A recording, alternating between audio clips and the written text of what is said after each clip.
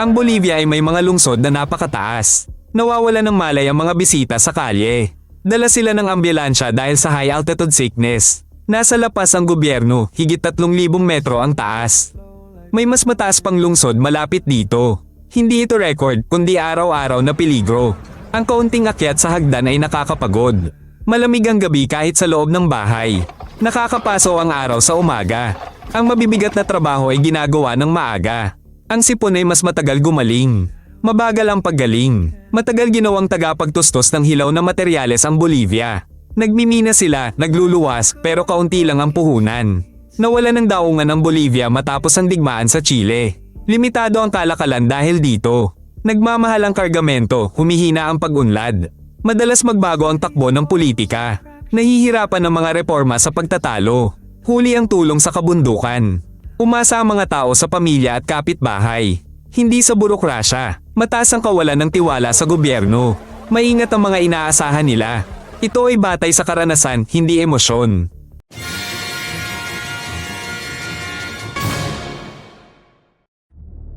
Madaling maputol ang mga baryo sa kabundukan ng Bolivia ng isang malakas na ulan. Ginugunaw nito ang daan, nagdadala ng bato. Isinasara ang tulay ng walang tiyak na petsa. Nawawala ang mga bus sa schedule. Natitigil ang mga truck, nauubos ang mga gamot at pagkain. Kung sarado ang tulay, ang pagpunta sa doktor ay mahabang lockeran sa lagusan. Dala ang mga buntis sa bayan. Takot silang uminit ang makina sa ahon. Ang pagkasira ay hindi pagtawag sa tow truck. Ito ay paghahanap ng mekaniko sa kalapit na baryo. Ganitong paghihiwalay ang nangyayari bawat panahon. Nakakaabala ito sa pagplano ng buhay. Ang La Paz, kabisera ng Bolivia at karatig na mataas na lungsod ay nagpapakita ng malaking agwat. Sa ibaba, salamin at lata ang makikita. Sa itaas, malamig na lugar na walang sapat na pampainit. May nagbebenta ng sikat na tatak. May nagkukumpuni naman ng sapatos. Mayroon ding gumagawa ng telepono mula sa lumang pyesa. Ang mga palengke ay bukas mula umaga hanggang gabi. Kailangan kasi ang kita araw-araw. Bihira ang mga patrol. Sa kalsada, ang mga residente mismo ang nagtutulungan. Kitang-kita ang pagkakaiba sa presyo ng pamasahe. Sa pila sa tubig. Pati na sa kalagayan ng mahabang hagdanan na nag-uugnay sa mga distrito.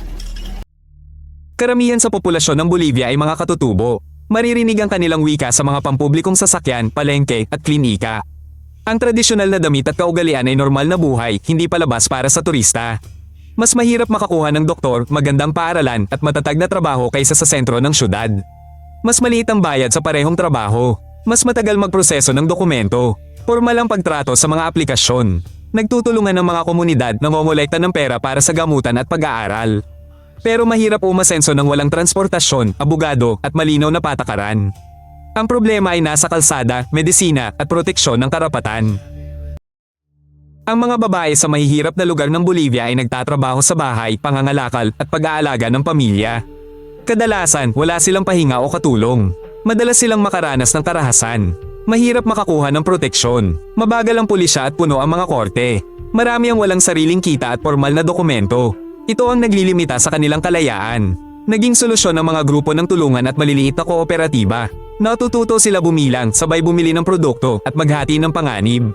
Nagkakaroon sila ng suporta. Ito ay sa lugar na pabago bago o huli ang tulong ng pamahalaan. Hindi naman naghihintay ang pang-araw-araw na problema. Ang Bolivia ay may malalaking reserba ng lithium. Nasa ilalim nito ng mga salinas, pinag-uusapan ng mundo. Aktibong pinag-uusapan ng mga kontrata. Pero mabagal ang pagbabago sa kalapit ng mga nayon. Kaunti ang trabaho para sa mga lokal. Matagal ang paggawa ng bagong kalsada at supply ng tubig. Ayaw pag-usapan ng tubig at kalikasan. Kaunti lang ang tubig sa lugar. Kaya kailangan ng maingat na pagmimina. Naghihintay ang mga tao ng tunay na kita. Para sa mga paaralan at health center ito, hindi sa ibang budget. Ito ay pag-asa pa lang para bukas. Wala pang malaking pagbabago ngayon. Sa Bolivia, halos lahat ay ilegal na nagtatrabaho. Nagtitinda sa palengke, nagdadala ng kargamento o nagtatrabaho sa pagawaan ng walang kontrata o seguro. Madalas tumutulong ang mga bata sa matatanda. Kailangan kumita ng pamilya kaya napapabayaan ang pag-aaral. Nakikita ng mga guro ang mga estudyanteng inaantok pagkatapos ng maagang trabaho. May batas laban sa child labor, ngunit kaunti ang inspeksyon. Mas malakas ang kahirapan kaysa sa batas. Hindi paglabag ang hanap ng mga magulang. Pagkain at pambayad sa renta ang kanilang inaalala. Kung walang matatag na trabaho para sa matatanda, mananatiling nasa papel lang ang karapatan ng mga bata. Nagbibigay kabuhayan ng pagmimina sa mga bayan sa Bolivia, ngunit nakasisira ito ng kalusugan. Ang mga minero ay lumalanghap ng alikabok sa loob ng maraming taon. Madalas ay kulang ang kanilang proteksyon. Nagkakaroon sila ng malalang sakit sa baga. Malapit sa tambakan, maaaring marumi ang tubig. Apektado ang mga tanim at hayop. Punuan ng mga klinik, mahalang gamot at mahirap magpatingin sa doktor. Regular ang aksidente sa trabaho. Hindi matatag ang seguro at kontrol. Nagbibigay kita ang mga likas na yaman. Ngunit nagpapaikli din ito ng buhay ng mga manggagawa at residenteng malapit. Ang mga dahon ng coca ay bahagi ng lokal na tradisyon sa Bolivia. Kinakain ng mga ito laban sa pagod at altitude sickness. May legal na bukirin para sa tradisyonal na gamit. Ito ay opisyal. Sa malapit, may illegal na network. Nagdudulot ito ng pera, banta, at takot. Ang mga magsasaka ay nasa gitna ng pagbabawal. Kailangan din nilang pakainin ang kanilang pamilya. Kapag nag-alok ang middleman ng mabilis na kita, mahirap tumanggi. Nagsasagawa ng raid ang pulisya. Ngunit hindi nawawala ang demand. Nagbabago ang mga ruta. Sa huli, nababalutan ng stigma ang mga buong nayon. Dahan-dahan ding lumalago ang legal na merkado. Siksikan ng mga klase sa Bolivia. Kulang ang mga guro, luma na ang mga aklat. Mahaba ang biyahe pa eskwela, lalo sa kabundukan. Kung tag-ulan, nasa bahay lang ang mga bata. Kaunti ang computer, putol-putol ang internet. Kaya, madalas ay recap lang ang takdang aralin. Humihinto ang mga teenager para magtrabaho. Kailangan kasi ng pamilya ng pera ngayon. Ilan lang ang nakakaabot sa universidad sa syudad.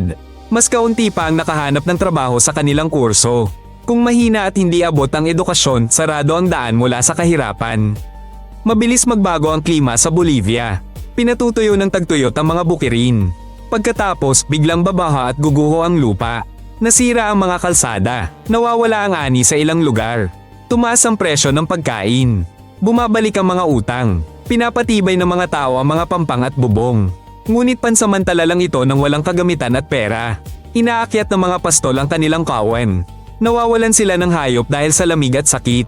Walang ipon ng mga taga-bukid. Anumang pagbabago sa panahon ay ramdam ng lahat. Walang proteksyon at plano. Ang mga pamilya ay laging bumabalik sa dati. Nawawala ang kanilang naipon. Gabi-gabi sa Bolivia, biglang nawawala ang kuryente. Mahina ang agos ng tubig kung mayroon man. Hindi na gumagana ang refrigerator. Niluluto agad ang pagkain dahil walang imbakan. Sa kapitbahay o palengke nagcha-charge ng telepono. Nauubusan ng kliyente ang maliliit na pagawaan. Nasasayang ang mga produkto at nakatambay ang makina. Ang mga generator sa bahay ay hindi palaging solusyon. Mahal ang gasolina at walang nagmamantina.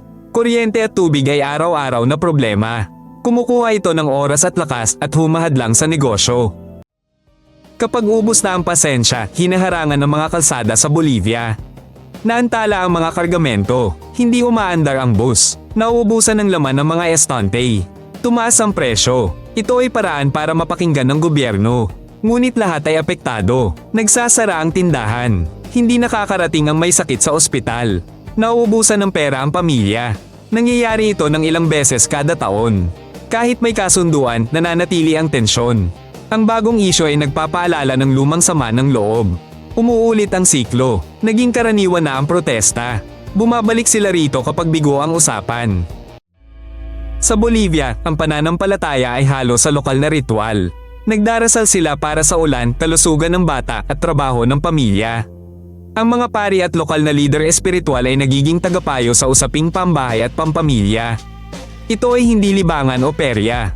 Ito ay paghahanap ng lakas kung tahimik ang gobyerno at merkado. Nakakatulong ang suportang espiritual para makabangon.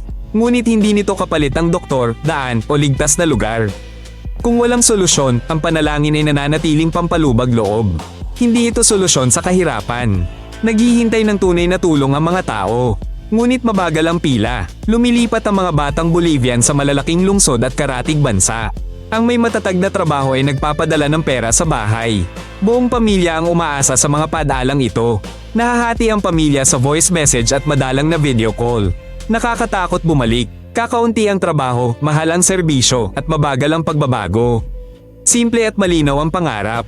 Ligtas na kalye, maayos na eskwela, doktor na malapit at matatag na ilaw sa bahay. Nananaig ang pag-asa sa tulungan at maliliit na tagumpay. Ito ang nagpapanatili sa kanila. Kung interesado ka, mag-subscribe para hindi ka makaligtan ng bagong episode. Lahat ay maikli at direkta.